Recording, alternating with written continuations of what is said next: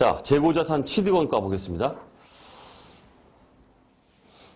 자, 우리 회계학에서, 재무회계에서 재고자산이 차지하는 비중은 상당히 큽니다. 잘 보셔야겠죠? 아주 야무지게 폭발을 시켜버리겠습니다.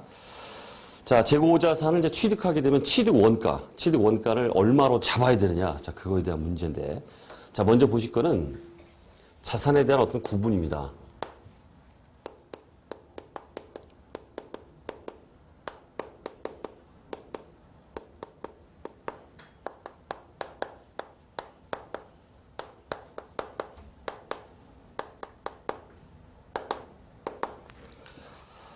자, 우리가 일반적으로 알고 있는 뭐 유형자산이나 재고자산 그러면 상품이나 뭐 제품 이런 것들이고, 유형자산은 뭐 토지나 건물 뭐 이런 걸로 알고 있죠. 하지만 재고자산이나 그 유형자산, 자산의 분류 기준, 이거는 엄밀히 말하면 이런 식으로 판매 목적으로 보유한다. 그럼 전부 이거는 재고자산이에요.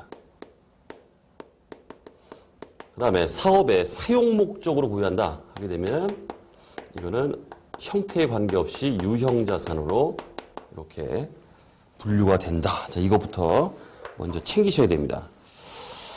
자, 그러다 보니까 자, 우리 증권회사 있죠? 증권회사.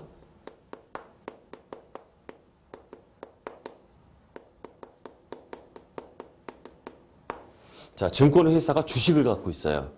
그럼 주식 그러면 우리는 얼핏 이거 유가증권인데 이렇게 생각합니다. 하지만 이 증권회사는 이 주식을 어떤 목적으로 보유하고 있습니까? 계속 주식이 팔고 사고 이런 거예요. 판매 목적 이런 목적으로 보유하기 때문에 증권회사 차원에서 이 주식은 유가증권이 아니라 재무상태표의 재고자산에 들어가 있어요. 이렇게 분류 기준에 따라서 이렇게 된다 이런 뜻이고, 그 다음에 또 하나. 자, 부동산 매매 회사가 있다고 하죠. 부동산 매매업자.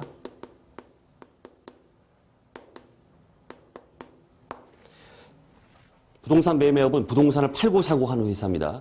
이런 회사가 토지를 갖고 있어요. 토지가 유형자산입니까? 그렇지 않다는 뜻이에요. 이 토지는 판매 목적으로 보유하고 있는 거기 때문에 부동산 매매업의 그 재무상태표에 보면 토지가 유형자산이 아니라 재고자산에 들어가 있다. 자, 그런 얘기예요. 그 다음에 또, 굳이 또 하나만 들면은 우리 축산업이 있죠. 축산업을 보면은 그 소나 돼지나 해가지고 살 디릭디릭 찌어가지고 그 판매 목적으로 막 그 사료 주고 해가지고 가지고 있는 그런 게 있습니다. 예를 들어서 그런 것 같아요. 우리가 소가 있다 그러면 비육용이라고 그래요. 비육용. 살을 디릭디릭 찌어가지고 판매 목적으로 보유하고 있는 소, 돼지 이런 것들이에요. 그러면 축산업에 있어서 그런 소, 돼지는 뭘로 분류될까요? 판매 목적으로 살찌워서 이렇게 하는 거기 때문에 그 소나 돼지가 재고자산에 들어가 있다. 이런 뜻이에요. 자, 그런 식으로 돼 있고. 그 다음에 이것도 뭐 굳이 뭐 사례를 만들면은, 자, 예를 들어서 한국마사회에 우리 그 보유하고 있는 그 경주용 말이 있죠? 엄청 비쌉니다. 잘 나가는 그 경주용 말들을 해외에서 막 수입합니다. 초롱이, 다롱이 해가지고. 자, 이런 한국마사회 차원에서 가지고 있는 경주용 말이 있습니다, 말. 이 말은 뭐예요? 한국마사회 그 경마사업이죠. 경마사업에 사용할 목적으로 가지고 있는 자산이기 때문에 한국마사회의 세무조정계산서나 재무제표 보면은 경주용 말이 유형자산에 들어가 있어요. 자, 또 하나 예를 들면은 또 우리 에버랜드 있죠? 에버랜드. 삼성 소유의 그 에버랜드의 뭐 호랑이라고 해볼게요. 호랑이. 여러분들 이제 에버랜드 뭐 다 가보셨죠? 가보면은 호랑이 있고 기린이 있고 치타 있고 막 이렇습니다. 그럼 에버랜드는 재무제표에 이 호랑이 비쌉니다. 수입하면은. 이걸 뭘로 할까요? 에버랜드라는 그 사업의 사용 목적으로 가지고 있는 거기 때문에 호랑이, 치타, 원숭이 새끼 뭐 이런 게 전부 뭐다? 유형자산에 들어가 있다. 이런 뜻이에요. 자, 어쨌든 판매 목적 보유면 전부 뭐다? 재고자산. 그 다음 사용 목적이면 유형자산. 자, 주의하셔야 되겠고. 자, 정의 자체는 뭐 중요한 게 없습니다. 재고자산은 판매를 위해 보유하거나 생산 과정에 있는 자산 및 생산 서비스 제공 과정에 투입될 원재료나 소모품 형태로 존재하는 자산이다. 자, 그 정도 보시면 되고. 자, 그 다음에 적용 범위를 보면은 중요한 건 없어요. 외부 매입 후에 재판매 목적으로 보유한다. 이거는 우리 상기업에서 물건을 띄어다가 팔죠. 이걸 우리가 상품이라고 그래요. 그 다음 밑에 판매 목적 제조다 이렇게 되어 있습니다. 이거는 제조업이에요. 상품을 띄어다가 마진 붙여서 파는 게 아니라 제조업은 어떻습니까? 지가 직접 물건을 만들어요. 뭘 만듭니까? 제품이라고 그래요. 제품. 제품을 만들어서 팔죠. 자, 그런 것들이 있겠다. 이런 얘기고. 자, 외부 매입 후 재판매 목적 보유하는 상기업의 대표적인 게 상품이 되겠고, 그 다음 미착 상품, 이건 밑에서 말씀드릴 겁니다. 뭐 적송품, 대신 팔아달라 하고 위탁을 하죠.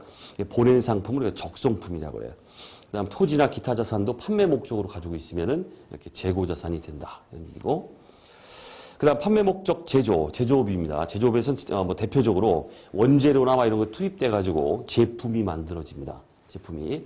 자, 예를 들어서, 자, 이거는 별도로 우리 원가 회계라는 그 분야가 있습니다. 거기에 관련된 건데, 개괄적인 것만 좀 말씀드릴게요.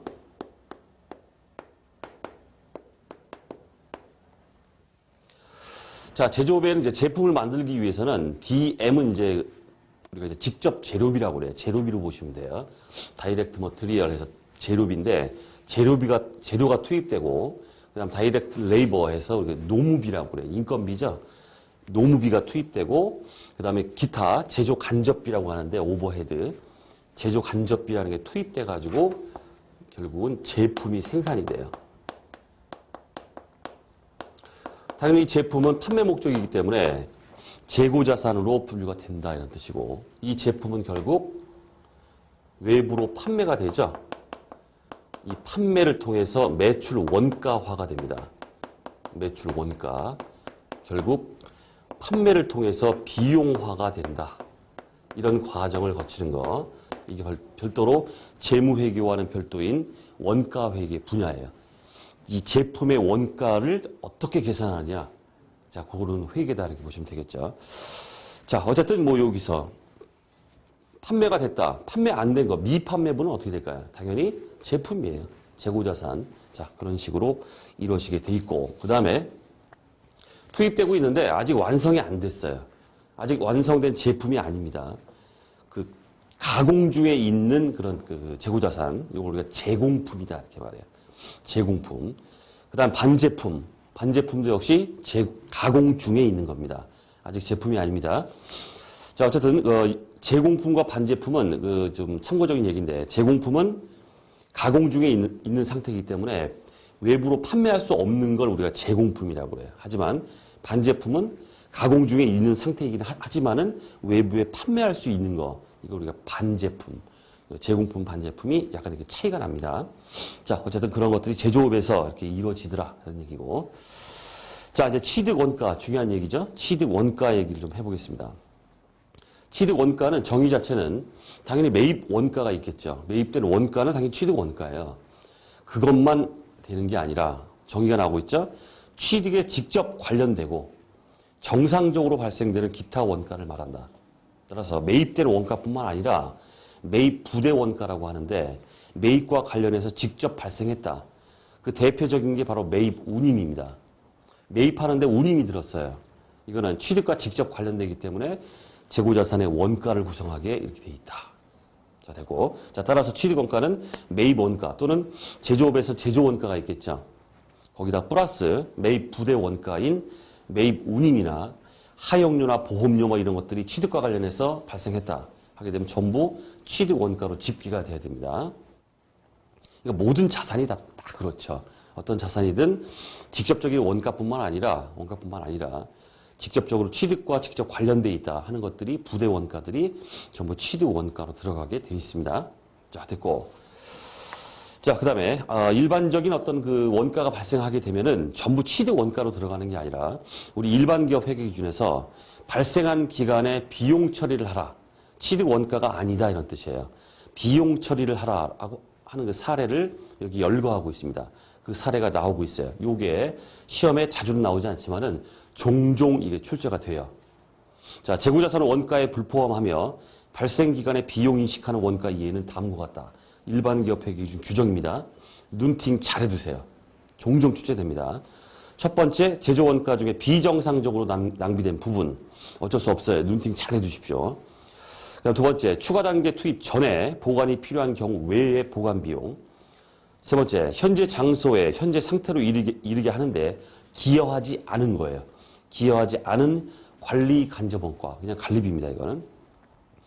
그럼 네 번째는 당연히 판매비죠. 판매비, 판매 원가, 판매 수수료나 판매 시 운송비, 판매까지 보관용 이런 것들입니다. 따라서 매입 운임, 이거는 취득 원가죠.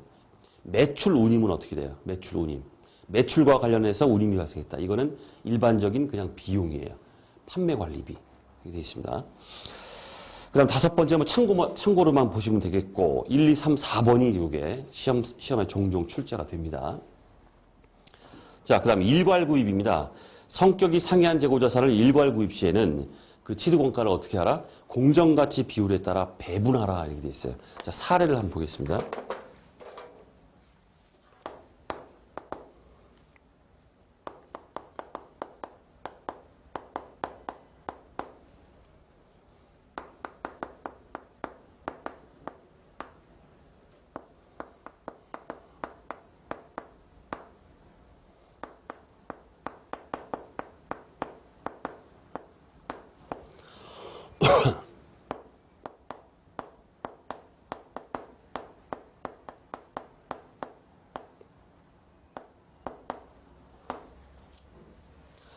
자, 재고자산 A하고 재고자산 B를 각각 얼마에 취득한 게 아니라 전체를 일괄해서 A와 B를 2,000원에 구입했어요.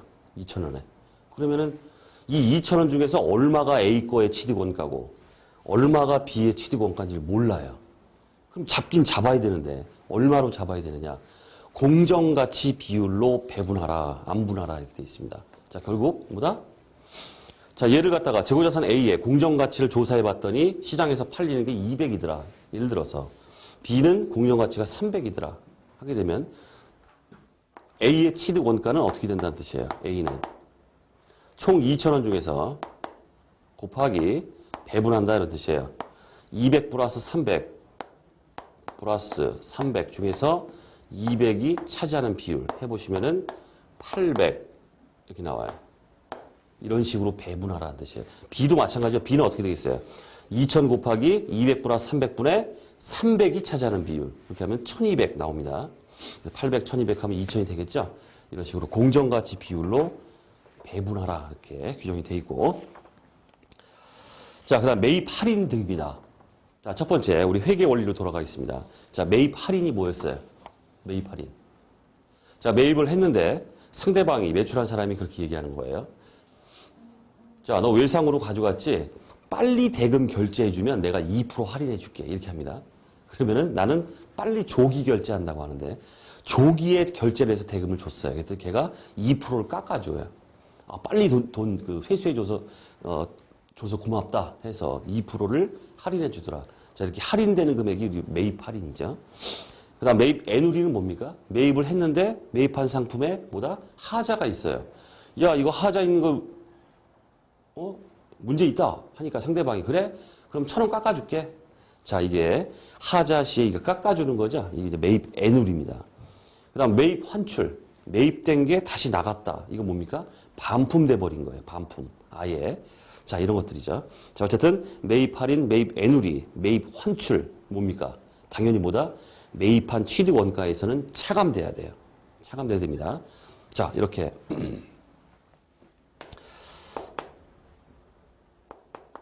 자, 항상 우리 매출도 마찬가지고 자, 일단 총 매입이 있겠죠. 총 매입. 여기서 마이너스 지금 나오고 있는 그냥 매입 할인 등이라고 할게요. 매입 할인, 애누리, 환출 뭐 이런 것들이죠.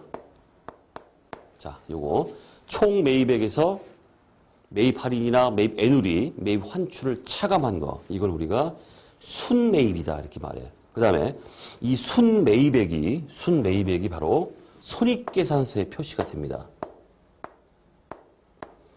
손익계산서의 매입액이라고 하는 것은 총매입을 얘기하는 게 아니라 매입 할인이나 이런 차감액이죠. 차감액을 차감한 순매입이 손익계산서에 매입으로 기록된다. 총매입이 기록되는 게 아닙니다. 그다음 매출도 마찬가지죠. 매출. 총 매출에서 매출 할인이나 거꾸로 상대방 입장에서는 이제 매입한 사람은 매입 할인이지만 상대방은 매출 할인, 매출 애누리, 또 매출 환입 이런 것들입니다. 자, 그런 것들이죠.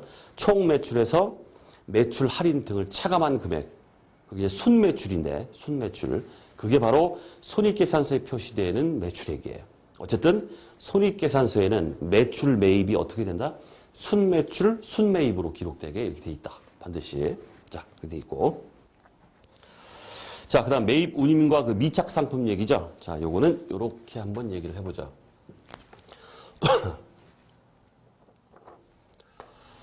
자, 여기 이제 구매자가 이렇게 있는데,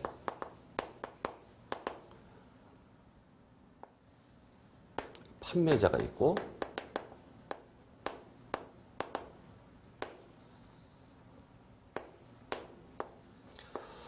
자, 태평양 앞바다에 물건을 잔뜩 싣고, 상품을 잔뜩 싣고, 배가 태평양 앞바다에 떠 있어요. 얘는 팔았고, 얘는 매입한 사람입니다. 아직 도착은 안 했어요. 자, 이런 상황에서 첫 번째. 자, 그래서 선적지 인도 기준, 도착지 인도 기준 이렇게 말합니다. 선적지 인도 기준은 선적되는 순간 내 거예요. 이 구매자 내 겁니다. 선적지 인도 기준, 선적되는 순간 내 거. 즉 선적 시에 소유권이 이전돼요. 그 다음 도착지 인도 기준은 선적됐죠? 구매자한테 도착해야 드디어 내 거가 되는 거예요. 결국 태평양 앞바다에 떠 있다. 이거는 도착지 인도 기준에서는 어떨까요? 내 게 아니에요. 도착해야 되기 때문에. 도착 시에 소유권이 이전되더라.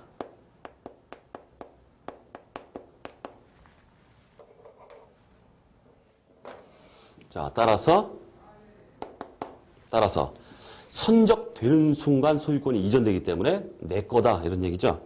그렇기 때문에 아직 도착 안 했습니다. 태평양 앞바다에 떠 있어요. 아직 내 창고에는 없어요. 안 들어왔습니다. 아직. 그렇다 할지라도 보다 내 거예요.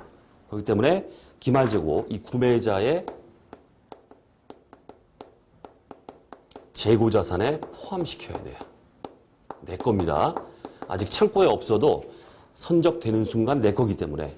그 다음 얘는 어떻습니까? 도착해야 내 거죠. 아직 도착 안 했죠. 그럼 도착 안 했으니까 이 상태에서는 누구의 재고자산입니까? 아직 얘 거예요. 얘는 지금 창고에 없죠. 벌써 나갔죠. 그렇다 할지라도 도착해야 소유권이 이전되기 때문에 태평양 앞바다에 떠 있는 건 아직까지는 누구보다 내 거다. 판매자 거다. 판매자의 재고자산이다. 자, 됐습니다. 자, 요거 가지고 이제 매입 운임이나 미착 상품 얘기를 하면은 쉽습니다. 아무것도 아니에요. 자, 보시면 자, 매입 운임이죠. 매입과 관련해서는 이제 운임이 발생하게 되는데 자, 선적지 인도 기준에서는 누가 부담할까요? 선적되는 순간 내 거죠. 그렇기 때문에 선적되는 순간부터 발생한 매입 운임은 얘가 부담하는 거예요. 매입자가 부담합니다. 자, 따라서 이 매입자는 자기 재고자산에 이 매입자산을 취득원가에 가산할 것이다. 이런 얘기고. 그 다음 도착지 인도 기준에서는 아직까지는 얘 거죠. 도착해야 얘 거죠. 아직까지는 얘 겁니다. 자, 누가 부담합니까? 판매자가 부담을 해요. 매입 운임을. 자, 따라서 이 판매자 입장에서는 발생되는 이 매입 운임이 거꾸로 얘 입장에서 보면 뭡니까 이게? 매출과 관련된 운임이에요. 매출 운임. 아까 말씀드렸죠? 매입 운임은 취득원가지만 매출 운임은 판관비, 비용입니다. 따라서 얘는 이 매출 운임, 매입 운임입니다. 얘 입장에서 매입 운임이고 얘 입장에서 매출 운임. 따라서 얘의 매출 운임, 판매비로 이제 계상을 한다. 이런 뜻입니다. 자, 됐고. 그 다음 밑에 미착 상품이죠. 미착 상품. 아직 도착 안 했다. 이런 얘기예요. 태평양 앞바다에 떠 있다. 자, 선적지 인도 기준에서는 매입자 입장에서 보면은 자, 이거는 암기하는 게 아닙니다. 이 경제적 실질을 가지고 당연히 적용을 해보는 거지 이건 암기사항이 아닙니다. 자, 매입자 입장에서는 선적되는 순간 내 거기 때문에 자기 단기 매입으로 계상합니다. 아직 도착을 안 하고 태평양 앞바다에 떠 있다 할지라도 자기 단기 매입으로 처리해버려요. 선적되는 순간 내 거기 때문에. 자, 그래서 단기 매입되고 당연히 창고에 없다 할지라도 기말 재고에 포함시켜야 됩니다. 그 다음 판매자 입장에서는 선적돼버리는 순간 끝나버린 거죠. 판매돼버린 겁니다. 소유권 넘어갔어요. 따라서 단기 매출로 인식할 거고 당연히 기말 재고에는 포함시키면 안 된다. 그 다음 도착지 인도 기준. 또 거꾸로 보면 되겠죠. 도착지 인도 기준에서는 도착해야 내 겁니다. 아직은 내 게 아니죠. 자, 따라서 매입자 입장에서는 단기 매입이 아니고 기말 재고도 아니에요. 내 게 아니기 때문에. 그 다음 판매자 입장에서는 아직 도착 안 했죠. 아직까지는 내 겁니다. 판매자 겁니다. 자, 따라서 아직 매출된 게 아닙니다. 언제 매출입니까? 도착해야 매출이에요. 자, 따라서 단기 매출이 아니며 따라서 내 거기 때문에 얘는 기말 재고에 이 금액을 포함시키게 돼 있다. 이런 뜻입니다. 됐죠? 암기사항이 아닙니다. 자, 됐고. 자, 그 다음 밑에 이제 우리 회계 원리에서 봤던 그 매출 원가 산정 방법에 대한 얘기가 나오는데 간략하게 좀 보도록 하겠습니다. 자, 우리 일반적으로 계정을 이렇게 보면은 기초 상품이 이렇게 있고, 그 다음에 단기 매입 상품이 있죠. 단기 매입 상품. 기초에 이만큼에 팔려고 놔둔 게 있었는데 단기에 매입된 상품이 있습니다. 두 개를 합쳐서 우리가 뭐라고 그러죠? 판매 가능 상품이다 이렇게 말하죠. 한번 써보겠습니다. 판매 가능 상품이다.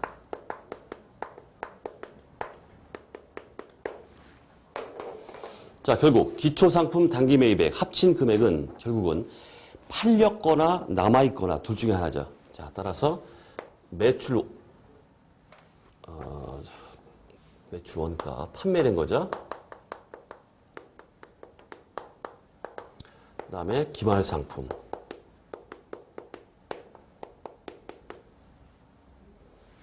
자, 이런 식으로 해서 이 두 개는 어떻게 된다? 이렇게 배분이 됩니다. 자, 이건 기본적인 얘기죠. 기초에 있던 상품이 있었고 단기에 매입된 상품이 있었다. 이 합친 판매 가능 상품 결국은 판매됐으면 매출 원가, 판매되지 않고 남아있는 거는 기말 재고. 자, 결국 매출 원가는 손익계산서에 매출 원가 쪽으로 가죠. 그 다음 기말 상품 남아있는 거는 우리 재무상태표에 재고자산입니다. 재무상태표에 재고자산 상품으로 이렇게 자 기록이 된다. 이런 얘기예요. 자, 여기서 이 상황입니다. 자, 따라서 매출 원가는 우리 어떻게 구했습니까? 이 두 개 합치고 남아있는 거 빼버리면 나머지가 매출 원가다. 이렇게 했죠? 자, 따라서 기초 플러스 단기 매입 상품 매입 마이너스 남아있는 거 기말 빼버리면 바로 매출 원가를 이렇게 구할 수 있더라. 자, 기본적인 얘기를 했다. 이런 뜻이에요. 또 하나, 매입은 뭐라고 그랬어요? 매입은 순매입이에요. 순매입. 총매입에서 매입 할인이나 이런 것들을 차감한 순매입을 말하는 겁니다. 다 순매입, 순매출로 다 갑니다. 자, 밑에 있는 방법 1, 3분법, 방법 2, 2분법에서 회계 처리가 나오고 있는데, 자, 간단하게 이렇게 사례로 좀 보도록 하겠습니다. 사례를 한번 만들어 보겠습니다. 자, 기초 상품이 100이 있었고, 자, 매입한 상품 500이다 해보고,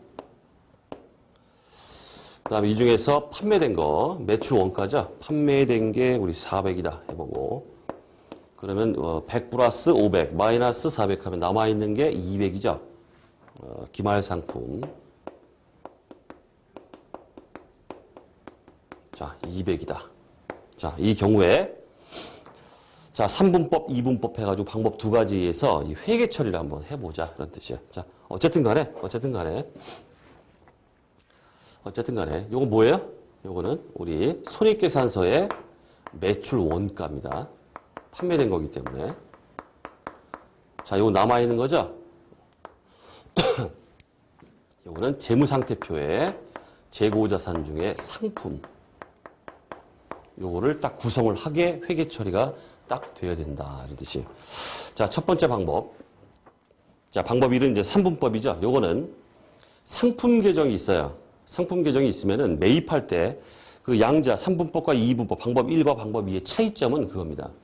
매입을 했을 때 계정을 매입이라는 별도의 계정을 써야 되느냐, 아니면 매입을 했을 때 그냥 기존처럼 상품이라는 계정을 쓰느냐, 이 방법의 차이입니다. 자, 방법 1은 별도의 매입 계정을 쓰겠다, 이런 뜻이에요. 자, 그럴 경우에는 자, 요렇게 나온다. 자, 첫 번째.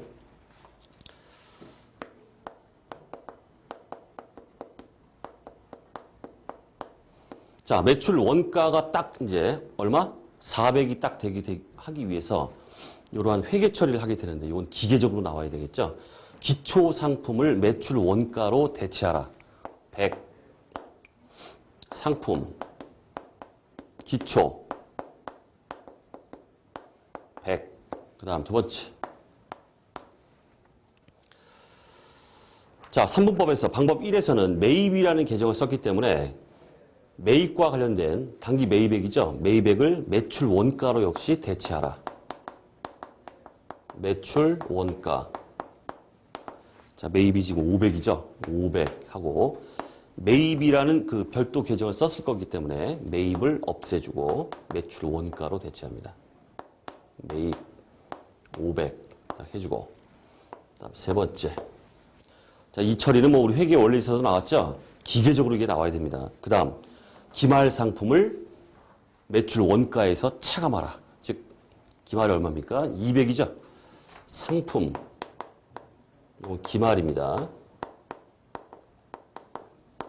200.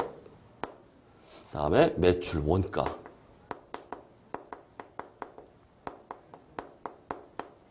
200. 됐죠? 이게 바로 3분법에 의한 방법 첫 번째에 의한 방법 1에 의한 매출 원가의 산정 방법이에요. 아주 기계적으로 이게 나와야겠죠? 이거는 기계적으로 나와야 됩니다. 자, 그럼 이제 우리 결과치처럼 매출 원가가 400이고 기말 상품이 200이 딱 되는지 검토를 좀 해보죠. 자, 매출 원가 100, 매출 원가 500, 합치면 600이죠. 600에서 지금 200이 차감되고 있죠. 차감되면은 매출 원가 400이 딱 계상되게 돼 있다. 이런 얘기고. 그 다음 상품이 딱 200이 돼야 됩니다. 200이. 자, 상품. 기초에 있던 상품이죠. 차변에 없어졌죠. 없어졌습니다. 끝났어요. 자, 그리고 생겼죠. 상품 200. 딱 요거랑 일치하게 이렇게 회계 처리가 된다. 이런 뜻입니다. 자, 다시 한번. 기초 상품을 매출 원가로 대체하라. 매입을 역시 마찬가지로 매출 원가로 대체하라. 그 다음에 상품, 기말 상품을 잡아주면서 매출 원가에서 차감시켜라. 이렇게 딱 해주면은 매출 원가, 기말 상품이 딱 처리가 된다. 이런 뜻이에요. 자, 이번에는 두 번째. 방법 두 번째죠? 자, 이번에는 방법 두 번째는 매입할 때 매입이라는 계정을 쓴 게 아니라 그냥 상품이라는 계정을 썼다. 이런 뜻이에요. 그러면 뭐 똑같은 얘기인데 매출 원가 기초와 매입이죠. 두 개를 다 매출 원가로 대체해야 되는데 매입할 때 상품이라는 계정을 썼어요. 그럼 상품에 600이 되겠죠? 이게 똑같습니다. 600 상품. 자, 요거는 기초와 매입입니다. 기초 플러스 매입. 그래서 600 없애줘 버리고. 그럼 얘는 이제 기초와 매입, 매출 원가 대체가 다 끝나버린 거예요. 됐죠? 요거만 해주면 되겠죠? 상품. 기말 200. 매출 원가 차감. 매출 원가 200. 자, 게임 끝났죠?